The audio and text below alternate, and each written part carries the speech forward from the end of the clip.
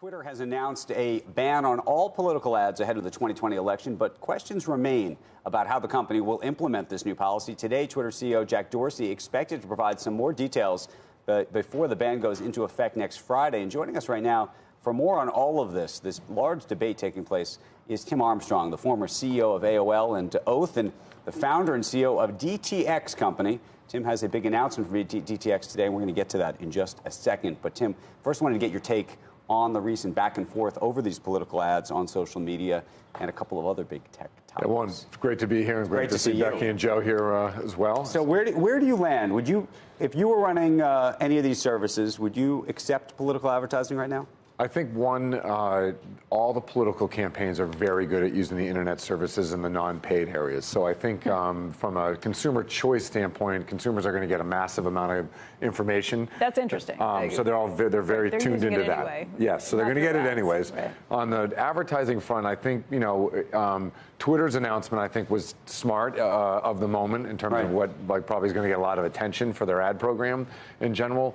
At Google, when I was at Google, we had a big political ad program. I'm sure they still do. And I think political ads matter because it's a way for candidates to get their voice out overall. So it'll be interesting to see whether Twitter's move will have a tidal wave effect. If you're Mark Zuckerberg right now, given that you're on the firing line, what would you do? And also recognizing that I imagine Google is going to come out with its own policy one way or the other soon, too. Well, all of these companies have very sophisticated policies in these areas. To be honest with you, if I were running the companies, I would stick with my policies, tighten them down where I needed to tighten down. But, the advertising is one huge way of getting information out to consumers. So if you're a candidate that doesn't get all the press that the bigger candidates do, advertising might be your only way to get there. And as long as your policies, make sense. The question is, are there better policies to be put in place? Bill Gates was talking last week about this idea that it's really about the targeting that's the problem. If you could actually get rid of the targeting. Now, by the way, if you get rid of the targeting, it makes it less effective. Right. Well, here's the larger tech issues going on right now is because the targeting is so sophisticated in general. Most people don't understand how the targeting works. And I think that's leading to a lot of the questioning that's happening right now is basically, if I'm a consumer, what do I get? Why do I get it? When do I get it? And I think that's the targeting is an issue compared to how television advertising works for political or newspapers. So that's what's really makes things unclear. And I've been sort of toying with the idea that maybe Facebook and Google and others should allow some kind of toggle on, toggle off feature for users to say, so it's almost opt in. I want to see political advertising. I don't want to see political advertising. And by the way, on Facebook already, right now, you can say, this ad is helpful to me, or I don't like this ad, and then don't show me more of those. But how much would that change the financial prospect for these companies if they were forced to do something like that? Let me opt out of advertising in general. If you take Mark Zuckerberg at his word, he's saying that political advertising is almost irrelevant from a financial perspective to the company. Becky, so maybe the thing to realize is that companies don't make all their money from political advertising. It's no, but I think if you were allowed to opt out of that, the eventuality would be that you might be forced to be allowed to opt out of everything. Yeah, so it is a slippery slope. I think the Twitter announcement is what's the next category that people aren't going to want to have, ads in general. So I've got some suggestions. I've got some suggestions. By the way, Twitter, very smart announcement. I think it's probably a fraction of their revenue. They've dominated the advertising business for the last, few weeks about it. So I don't know. Maybe. No, I think for them it was a brilliant play. It puts all the pressure on the guys who are actually making more money off of this. And it may not be a big part of Facebook's, but I think, what did he say? It was like half of 1%. That's a lot more than the $3 million it was for Twitter in 2016. But I would imagine that the bigger sort of component that Mark Zuckerberg is thinking about is not actually the dollars. He's thinking about what this will, if he takes advertising down completely for politicians, does all of a sudden a whole class of, to the extent he's already in the target zone for regulators, does this make him a greater target? And are there much larger financial implications around whatever regulation could come as a result? Well, I think part of the reason I came today is because I think the platform business, which has been amazing, and I think, consumers really like it. The other thing to recognize is, although there's a lot of noise in Washington, when you look at those companies' net promoter scores, consumers like those services, they get them for free. The reality is there needs to be other alternatives outside of just the platforms, though, which is what we're... a nice segue to this. Tim's got a very big announcement this morning. You are launching a new shopping holiday called DTC Friday. Direct to consumer, right? That's the announcement. Yes. But also this is about disintermediating to some degree the platforms. Yeah, it's really about having an alternative to the platforms. And so today we're announcing we have 120 companies that have joined together for DTC Friday. And all of these companies are direct-to-consumer companies that essentially try to sell directly to you outside of the directly going over the FANG platforms. So we put together kind of a coalition of the willing. This started with us being here in February telling you we were going to invest in direct-to-consumer. We made some investments. In doing that, we recognize that there's a huge need for these companies. They have rising customer acquisition costs in the platforms. They're getting a lower amount of data. So how are they? But how do you do it then? Yes. If you're not going to use any of these platforms, how do you reach the American consumer? We're reaching 125 million consumers today. We're on 21 TV networks. We're in 170 out-of-home locations.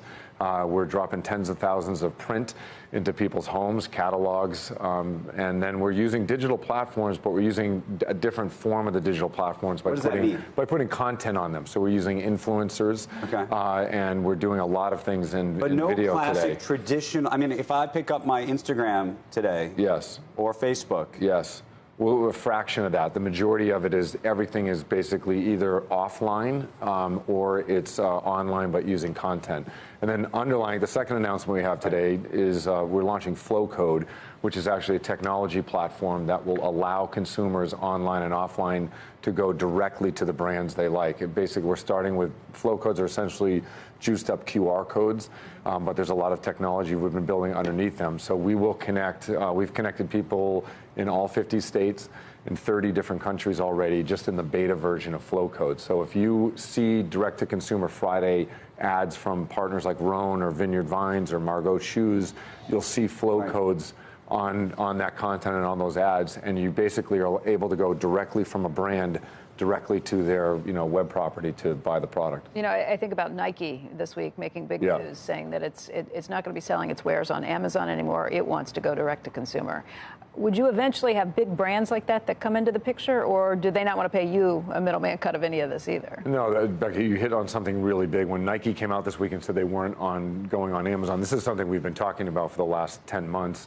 So we saw that as a really, really big moment for Nike overall. But two is we have big brands testing our platform right now. We have one of the largest CPG companies in Europe testing Flowcode and being part of DTC Friday. So I just mean that these big platforms, I know, take a pretty hefty price, and they don't get the data that comes through. Right. What do you offer the same sort of access to? I'm assuming you charge less and you give them all the data up front. Yeah, How does that work? We try to be lower in customer acquisition costs than the platforms. And two is we share the data back with them in a very privacy protected way. So when you look at GDPR and CCPA, which happened in California, we've built our entire company on the premise that we're going to move the customers we have from being in the platform space into an ecosystem space. So if you think about the platforms today in the United States, it'd be the equivalent of NASDAQ and NYSE being the most important, most valuable companies on those exchanges. That's what the FANG companies are.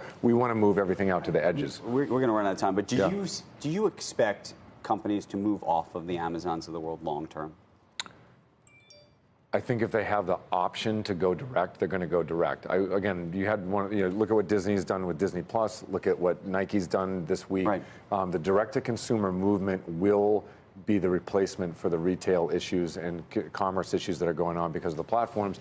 And again, I think it's a mega trend right now. I'm in it every day, and I see it, and I was at the beginning of the internet. I think this is another mega trend that's starting, and I think the Nike announcement is just the tip of the iceberg that's going to happen for direct-to-consumer. And please shop today on Direct-to-Consumer Friday. You can go to direct-to-consumerfriday.com or dtcfriday.com, and go to flowcode.com, and we'll give you technology to connect directly. Tim Armstrong, thank you. Did you move? Do you live in Cincinnati now? Do you want me to live in Cincinnati? You didn't move. No, I'm living in Connecticut. So, all right. Why? Because I saw you were talking about Cincinnati. Oh, no, yeah, we did some stuff in the Midwest with direct-to-consumer. We did Indianapolis Women's Marathon and other things, and so our team is parked in 45 Grand itself. All right. And so we have a great you're team. still paying a lot of time. Yeah, more and more every day. We should mention that Tim will be participating in the CNBC Evolve Summit, which is taking place in Los Angeles next week. You can check it out, cnbcevents.com/evolve to learn more. Becky's going to be there as well, interviewing Doug McMillan of Walmart. And Bobby Kotick. And Bobby Kotick. I wanted to talk to you about guns, but we don't have time to do it right now. But it's platforms to ecosystems. Jesus. Yeah. That's the next move. You need me to be your foil for your Pulitzer push.